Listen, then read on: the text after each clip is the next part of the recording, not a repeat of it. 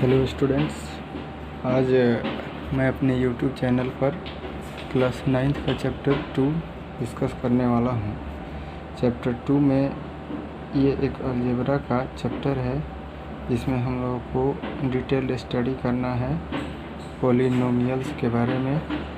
तो आइए पॉलिनोमियल्स के बारे में हम लोग जानते हैं कि पॉलिनोमियल्स क्या होते हैं। पॉलिनोमियल्स को जानने से पहले कुछ इसके बेसिक टर्म्स को जानना बहुत ज़रूरी है। इसमें सबसे पहले जो हमारा आता है वो है आपका वेरिएबल। तो वेरिएबल का डेफिनेशन आप सभी जानते होंगे, वैसा क्वांटिटी जिसका वैल्यू वेरीज करे। द क्वांटिटी दैट वेरीज, यानी वैसा क्वांटिटी जो वेरी करता हो या जिसका वैल्यू हमेशा चेंज होता रहे, उसको हम लोग वेरिएबल बोलते हैं। उसके बाद आपका जो आता है वो है आपका कांस्टेंट। तो कांस्टेंट जो होता है उसकी वैल्यू हमेशा फिक्स होती है। तो ये हो जाएगा आपका the quantity that is fixed, यानी वैसी क्वांटिटी जो फिक्स्ड हो। वेरिएबल का अगर हम एग्जांपल देखते हैं तो वेरिएबल में आपको आता है A B C dot dot dot X Y Z alpha beta, जितने भी मैथमेटिकल सिंबल हैं इसको समझ कैसे सकते हैं हम लोग कि ये वेरिएबल कैसे हैं। तो इसको समझने के लिए हम लोग एक एग्जांपल लेते हैं। x + 2 = 5। तो यहाँ से देखेंगे तो x की जो वैल्यू आएगी x = 5 - 2, यानी x की वैल्यू कितनी आ गई 3। अब दूसरा एग्जांपल लीजिए x + 3 = 9। तो यहाँ से x की जो वैल्यू आएगी 9 - 3 यानी 6। तो यहाँ पर हम लोग देख रहे हैं कि x की जो वैल्यू है वो चेंज हो रही है। यहाँ x का वैल्यू 3 है, यहाँ x का वैल्यू 6 है। तो जिसका वैल्यू चेंज हो वो वेरिएबल कहलाता है। That is x is variable, यानी यहाँ पर आपका जो x है वो क्या कहलाएगा, वेरिएबल कहलाएगा। अब आइए उसके बाद हम लोग देखते हैं कांस्टेंट। तो कांस्टेंट वैसा क्वांटिटी है जिसका वैल्यू वेरी ना करता हो। जैसे मान लीजिए 5, उसी तरह 9, 10, इसी तरह पाई की वैल्यू हमेशा फिक्स रहती है। इसी तरह बहुत जैसे नंबर्स हैं या बहुत ऐसे फिज़िक्स में भी आपको कांस्टेंट मिलेंगे जिसका वैल्यू हमेशा फिक्स रहता है। तो ऐसा क्वांटिटी जिसका वैल्यू कहीं भी चेंज ना हो उसको हम लोग कांस्टेंट कहते हैं। अब आइए हम लोग देखते हैं कि जो टर्म होता है वो क्या होता है, अलजेब्रिक टर्म। उसके बाद हम लोग देखेंगे कि अलजेब्रिक एक्सप्रेशन क्या होता है। इस सब के बाद आप लोग जो है पॉलिनोमियल का definition, types of polynomial etcetera पढ़ना है। तो आइए सबसे पहले हम लोग देखते हैं कि अलजेब्रिक टर्म जो होता है वो क्या होता है। तो अलजेब्रिक टर्म जो होता है it is the combination of variable and constant by आपका हो जाएगा मल्टीप्लिकेशन एंड डिवीज़न। कहने का मतलब यह है अलजेब्रिक टर्म जो होता है वो वेरिएबल और कांस्टेंट का एक कॉम्बिनेशन है जो डिवीज़न और मल्टीप्लिकेशन सिंबल द्वारा जुड़ा होता है। जैसे मान लीजिए हम लिखते हैं 5x, तो यहाँ 5 आपका कांस्टेंट है, x आपका वेरिएबल है और दोनों मिला दिए तो ये एक अलजेब्रिक टर्म हो जाएगा। 9/x, यहाँ 9 आपका कांस्टेंट है, वेरिएबल है, दोनों मिलकर एक अलजेब्रिक टर्म बनाता है। उसके बाद देखिएगा आपका आता है अलजेब्रिक एक्सप्रेशन। तो ये जो होता है it is the combination of algebraic term by plus and minus, यानी ये अलजेब्रिक टर्म का एक कॉम्बिनेशन है जिसमें आपका प्लस और माइनस साइन द्वारा इसको कंबाइन हम लोग करते हैं या ग्रुपिंग करते हैं। जैसे मान लीजिए 5x + 3, तो यहाँ 5x एक अलजेब्रिक टर्म है, 3 एक अलजेब्रिक टर्म है, और दोनों को हम प्लस साइन द्वारा कंबाइन कर दिए, तो ये आपका क्या कहलाएगा, अलजेब्रिक एक्सप्रेशन कहलाता है। इसी तरह अगर हम लोग लिखते हैं x² + 9x + 6, तो यहाँ पर देखिए ये एक अलजेब्रिक टर्म है, ये भी एक अलजेब्रिक टर्म है, ये भी एक अलजेब्रिक टर्म है, और सबको हमने कंबाइन कर दिया, तो ये आपका कहलाएगा अलजेब्रिक एक्सप्रेशन, अलजेब्रिक एक्सप्रेशन। इसी तरह बहुत सारे हम लोग अलजेब्रिक एक्सप्रेशन के एग्जांपल दे सकते हैं। तो आइए अब हम लोग जानते हैं कि पॉलिनोमियल क्या होता है, पॉलिनोमियल्स क्या होते हैं, इसके बारे में हम लोग जानेंगे। पॉलिनोमियल की डिफिनीशन क्या होती है और इसके टाइप्स क्या होते हैं, इसको हम लोग जानेंगे। तो इसको हम लोग लिखते हैं N algebraic expression, N algebraic expression in which variables involved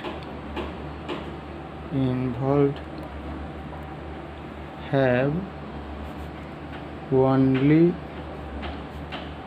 non-negative integral power, non-negative integral power, यानी ये भी एक तरह का अलजेब्रिक एक्सप्रेशन ही होगा, लेकिन वेरिएबल का जो पावर होगा वो नॉन नेगेटिव होगा। नॉन नेगेटिव कहने का मतलब हो गया कि पॉजिटिव पावर होगा, और वो भी इंटीग्रल होना चाहिए, यानी रेशनल या इरेशनल फॉर्म में पावर नहीं होना चाहिए।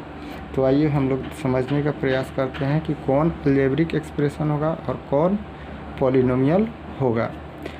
यहाँ पर देखिए, अगर हम लिखते हैं 9x² + 6x + 5, तो यहाँ वेरिएबल का पावर देखिए, ये पॉजिटिव इंटीग्रल है, x का पावर 1 है, पॉजिटिव इंटीग्रल है, ये 5 है, तो ये आपका अलजेब्रिक एक्सप्रेशन तो है ही, लेकिन ये साथ साथ आपका क्या होगा, पॉलिनोमियल होगा, क्योंकि पॉलिनोमियल में वेरिएबल का पावर हमेशा पॉजिटिव इंटीग्रल होगा, यानी प्लस में पावर होना चाहिए। उसी तरह अगर हम देखते हैं 9/x + 6, तो यहाँ हो जाएगा 9 × x⁻⁻1 + 6। तो यहाँ पर देखिए वेरिएबल का पावर -1 है, जबकि पॉलिनोमियल जो कहता है कि वेरिएबल का पावर नॉन नेगेटिव होना चाहिए, यानी पॉजिटिव होना चाहिए।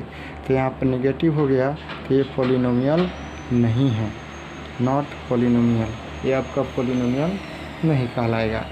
अब आइए हम लोग देखते हैं डिग्री ऑफ पॉलिनोमियल क्या होता है। तो डिग्री ऑफ पॉलिनोमियल जो होता है वो मैक्सिमम पावर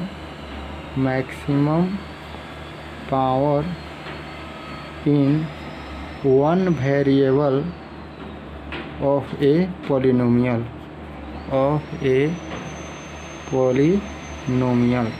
अर्थात किसी भी पॉलिनोमियल में जो एक वेरिएबल होता है उसका मैक्सिमम पावर इसका डिग्री कहलाता है। सपोज कीजिए, अगर हम लिखते हैं x² + 9x + 6, तो यहाँ पर देखिए वेरिएबल x है और x का मैक्सिमम पावर 2 है, तो इसकी डिग्री जो होगी वो आपका कितना हो जाएगा, 2 हो जाएगा। यहाँ पर अगर हम लिखते हैं x³ - 6x + 5, तो यहाँ पर वेरिएबल आपका देखिए x है और इसका मैक्सिमम पावर 3 है, तो इसको जी डिग्री होगी वो आपका कितना हो जाएगा, 3 हो जाएगा। उसी तरह अगर हम लिखते हैं y का पावर 6 - y का पावर 3 + 1, तो यहाँ पर देखिए ये पॉलिनोमियल का, ये सारे पॉलिनोमियल जो है आपको y�6 - y⁻³ + 1 एक ही वेरिएबल y में है और y का मैक्सिमम पावर 6 है, इसलिए इसकी जो डिग्री होगी वो आपकी 6 हो जाएगी। तो इस प्रकार इसका ये डिग्री होता है, इसको आप लोग समझ लिए होंगे। अब आइए क्लासिफिकेशन ऑफ पॉलिनोमियल को देखते हैं कि उसमें क्या क्या होता है। तो क्लासिफिकेशन ऑफ पॉलिनोमियल में आपको पढ़ना है, जो सबसे पहला है टर्म के बेसिस पर कौन कौन से होते हैं। तो ये आपका जो है on the basis of terms, यानी टर्म्स के आधार पर कितने टाइप के पॉलिनोमियल होते हैं। तो इसमें आपको सबसे पहला जो दिया है वो है आपका मोनोमियल। तो मोनोमियल जो होता है इसमें आपको सिंगल टर्म होंगे, सिंगल टर्म यानी एक टर्म होगा। तो सिंगल टर्म का एग्जांपल अगर आप देखना चाहें तो ये हो सकता है -9x 6x 5y² -6y³ etcetera. ये सभी सिंगल टर्म के एग्जांपल हैं, तो ये सारे मोनोमियल होंगे। उसके बाद आपका जो सेकेंड होता है वो आपका होता है बाइनोमियल। बाइनोमियल जो होगा इसमें 2 टर्म्स होंगे, यानी 2 अलजेब्रिक टर्म होगा। जैसे मान लीजिए 6x + 5 9x - y², 6x - 9, ये सभी आपके बाइनोमियल के एग्जांपल होंगे। उसके बाद आपका आता है ट्राइनोमियल। ट्राइनोमियल अर्थात इसमें आपको 3 टर्म्स होंगे। तो 3 अलजेब्रिक टर्म्स वाले जितने पॉलिनोमियल होंगे इसको ट्राइनोमियल कहेंगे। ये हो जाएगा जैसे x³ + x² + 5 -6x + 3y + 9z, ये सभी ट्राइनोमियल के एग्जांपल होंगे। उसके बाद अब आता है डिग्री के बेसिस पे टाइप्स ऑफ पॉलिनोमियल। तो डिग्री के बेसिस पर अगर हम देखते हैं on the basis of degree, degree के बेसिस पर अगर हम देखते हैं इसको, तो डिग्री के बेसिस पर आपका जो पॉलिनोमियल होता है वो कितने टाइप का हो सकता है उसको हम लोग देखते हैं। तो सबसे पहला जो आता है उसको हम लोग देखेंगे constant polynomial. Constant polynomial, constant polynomial में जो डिग्री होती है, the degree of polynomial is 0, यानी डिग्री जो होगा वो 0 होगा। तो जब किसी वेरिएबल का या कांस्टेंट का अगर पावर 0 है, इसका मतलब वैल्यू 1 होगा, और 1 खुद एक कांस्टेंट क्वांटिटी है। तो इस तरह का जो आपका पॉलिनोमियल होगा, जैसे मान लीजिए हम लिखते हैं -7, तो इसको क्या लिख सकते हैं -7 × x⁻0, क्योंकि -7 में 1 से तो मल्टीप्लाई होगा, इसलिए -7 × x⁻0। तो इसकी जो डिग्री है वो आपका जो है 0 है, इसलिए जो -7 है वो आपका कांस्टेंट पॉलिनोमियल कहलाएगा। जैसे हम लिखते हैं 3/5, तो इसको क्या लिख सकते हैं 3/5 × 1, यानी 3/5 × y⁻0, यानी यहाँ वेरिएबल का पावर 0 है, यानी इसकी डिग्री जो होगी यानी मैक्सिमम पावर y का 0 होगा।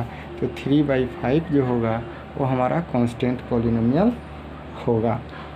अब आइए इसके बाद देखते हैं 2 नंबर में जो है आपका zero polynomial.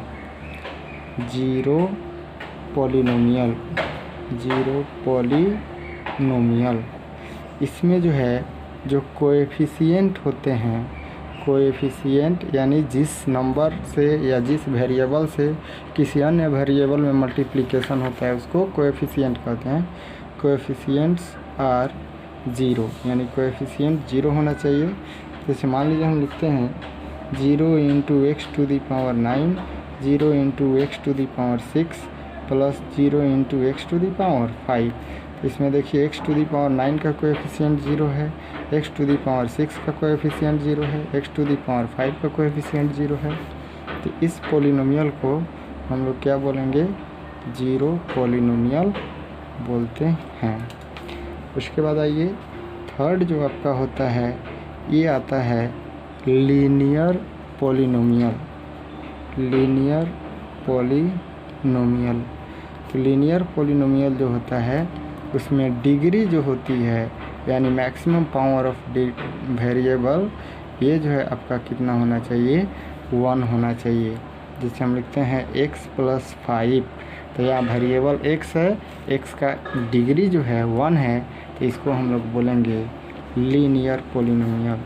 Minus 9x plus 6, यहाँ वेरिएबल x है, x का मैक्सिमम पावर 1 है, इसको बोलेंगे हम लीनियर पॉलिनोमियल।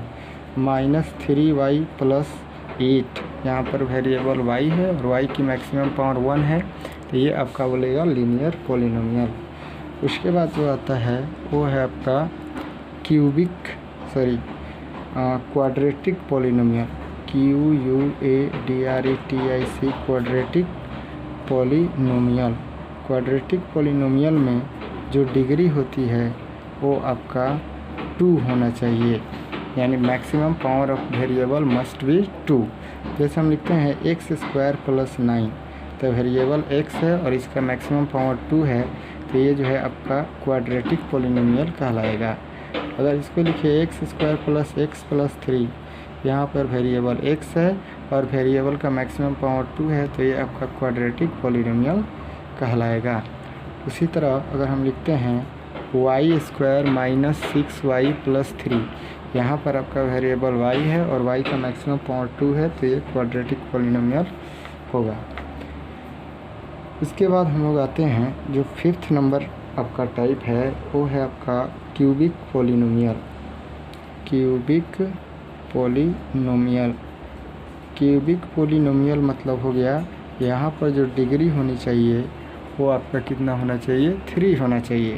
जैसे हम लिखते हैं x³ plus 6x square plus 9x plus 5, यहाँ पर वेरिएबल आपका x और x का मैक्सिमम पावर 3 है, तो ये आपका क्यूबिक पॉलिनोमियल होगा।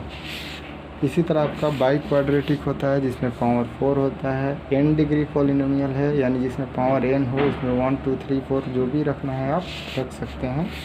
इस तरह के एग्जांपल आप लोग अपने बुक्स में भी देख सकते हैं और इस तरह के क्वेश्चन को भी सॉल्व कर सकते हैं।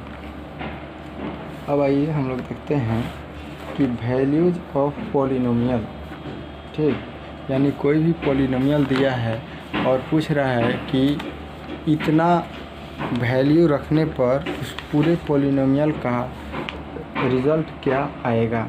जैसे मान लीजिए कोई पॉलिनोमियल है आपका px, ठीक, और जो है इसका पूछ रहा है कि इसका रिज़ल्ट बताइए at x is equal to a। तो इसको हम लोग कैसे फाइंड आउट करेंगे, तो जहाँ px है तो p और x की जगह पर क्या पुट कर देंगे, a। जहाँ जहाँ x है वहाँ a पुट कर दीजिए, उस पॉलिनोमियल का वैल्यू फाइंड आउट हो जाएगा। जैसे आपसे एक क्वेश्चन दिया है कि px इज इक्वल टू दिया है क्वेश्चन में, देखिएगा 5x³ minus 2x square plus 3x minus 2, और इसका वैल्यू पूछा जा रहा है कि px का वैल्यू बताइए at x is equal to 1। तो px इज इक्वल टू आपको दिया है कितना, 5x³ minus 2x square plus 3x minus 2। अब जहाँ जहाँ x है वहाँ वहाँ हम कितना पुट करेंगे, 1, क्योंकि x इज इक्वल टू 1 पर वैल्यू फाइंड आउट करना है।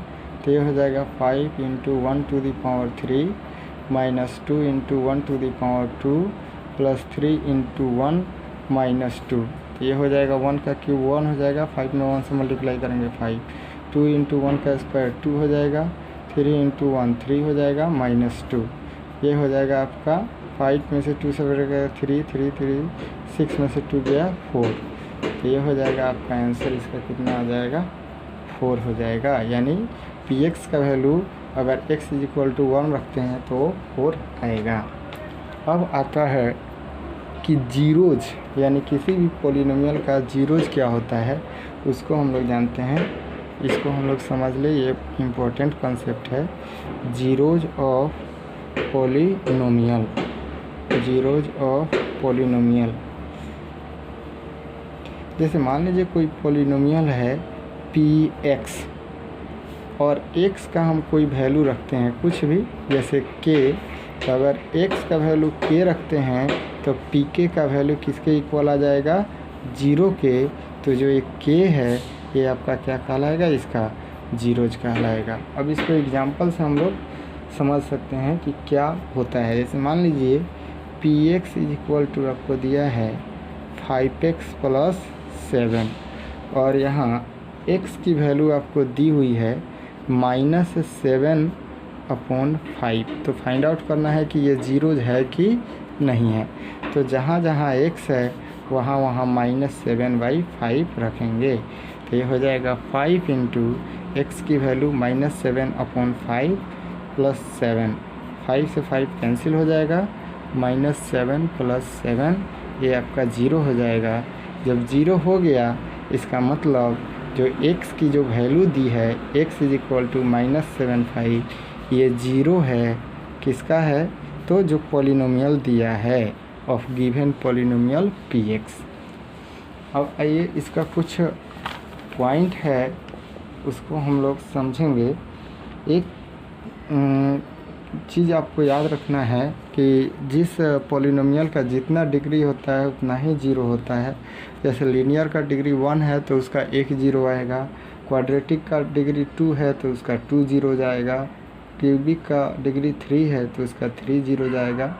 तो ये आपको याद रखना है कंसेप्ट। एक और कंसेप्ट दिया है जैसे 0 में be a zero of a polynomial, ठीक है, मतलब जो 0 होता है वो किसी पॉलिनोमियल का 0 हो सकता है। कहने का मतलब क्या है, जैसे मान लीजिए दिया है x² + 6x दिया है, तो अगर x = अगर आप 0 पुट करते हैं तो यहाँ से अगर देखिएगा तो 0 का स्क्वायर + 6 × 0, तो 0 + 0 यानी 0, यानी x = 0 जो है इस पॉलिनोमियल का 0 है। लेकिन अगर हो सकता है मतलब हो भी सकता है, नहीं भी हो सकता है। जैसे मान लीजिए अगर x² + 6x + 5 दिया रहता, अगर यहाँ x = 0 रखते हैं तो 0 का स्क्वायर + 6 × 0 + 5 यानी ये हो जाएगा 5, यानी इस कंडीशन में ये जीरोज नहीं है। यानी 0 जो होता है किसी पॉलिनोमियल का 0 हो भी सकता है और नहीं भी हो सकता है। फिर कह रहा है कि इस तरह का बहुत सारा दिया है, लेकिन उतना हम लोग डिटेल में नहीं जाना है। जो मेन हमको ये याद रखना है कि जिसका जितना डिग्री होगा उसका उतना ही आपका जीरोज आएगा। ये आपका मेन कॉन्सेप्ट है इस चैप्टर का। अब आइए हम लोग जानते हैं रिलेशनशिप क्या क्या हो सकता है ना, किसी पॉलिनोमियल के जीरोज और उसके कोएफिशिएंट के बीच में। तो आइए हम लोग देखते हैं relationships between zeros and coefficient of a polynomial। Coefficient वो होता है जिससे किसी भी पॉलिनोमियल के टर्म में मल्टीप्लिकेशन होता है। इसको पहले हम लोग समझ लेते हैं। मान लीजिए 9x हो गया, अगर इसमें x का अगर कोएफिशिएंट पूछा जा रहा है तो -9 होगा।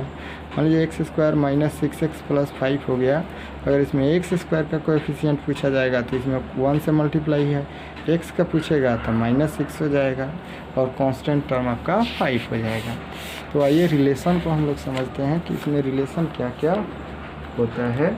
तो सबसे पहले लीनियर पॉलिनोमियल के लिए हम लोग देखते हैं। तो लीनियर पॉलिनोमियल जो होता है उसका स्टैंडर्ड फॉर्म देखिए क्या होता है। तो इसका स्टैंडर्ड लीनियर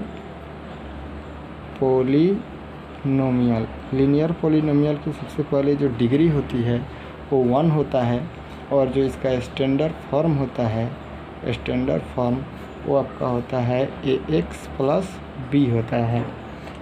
तो ax + b होता है। अगर इसका आपको पॉलिनोमियल निकालना है तो जीरोज निकालना है तो जीरोज = इसमें डायरेक्ट आपको क्या कर देना है -b/a। तो ये कैसे होता है ये भी आइए जान लेते हैं। तो ax + b की वैल्यू किसके इक्वल करेंगे, 0 के इक्वल, क्योंकि हमको जीरोज फाइंड आउट करना है और जो x का वैल्यू आएगा वहीं इसका जीरोज होगा। तो ax = क्या हो जाएगा -b, तो x = क्या हो जाएगा -b/a। तो जीरोज = हम लोग लिख सकते हैं कोएफिशिएंट ऑफ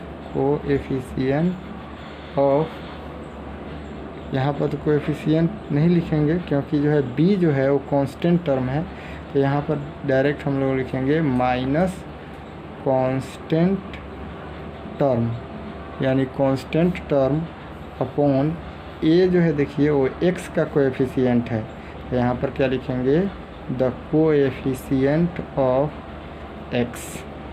ठीक, यहाँ पर ये आपका रिलेशन होगा लीनियर पॉलिनोमियल में। अगर मान लीजिए क्वाड्रेटिक पॉलिनोमियल है, क्वाड्रेटिक पॉलिनोमियल का जो है जीरोज 2 होगा, क्योंकि मैंने अभी बताया है कि जिसका जितना डिग्री होता है उतना ही उसका जीरोज निकलता है। सबसे पहले इसका स्टैंडर्ड फॉर्म देखते हैं। तो आपका स्टैंडर्ड फॉर्म जो होगा वो होगा ax² + bx + c। अब यहाँ पर देखिएगा x² का कोएफिशिएंट a है, x का कोएफिशिएंट b है और कांस्टेंट टर्म हमारा c है। अब जैसे क्वाड्रेटिक पॉलिनोमियल है तो इसकी डिग्री जो है आपकी कितनी आएगी, 2 आएगी। तो जब 2 डिग्री आएगा तो लेट अस एज्यूम कि इसका जो जीरोज है वो आपका 2 जीरोज होगा। मान लीजिए एक अल्फ़ा है और एक आपका क्या है, बीटा है। तो अल्फ़ा और बीटा है, तो आइए इसको हम लोग देखते हैं कि इसके बीच में रिलेशन क्या होते हैं। पहले होता है सम ऑफ जीरोज, यानी alpha plus beta is equal to -b/a। तो ये हो जाएगा -b। देखिए x का कोएफिशिएंट है, तो कोएफिशिएंट ऑफ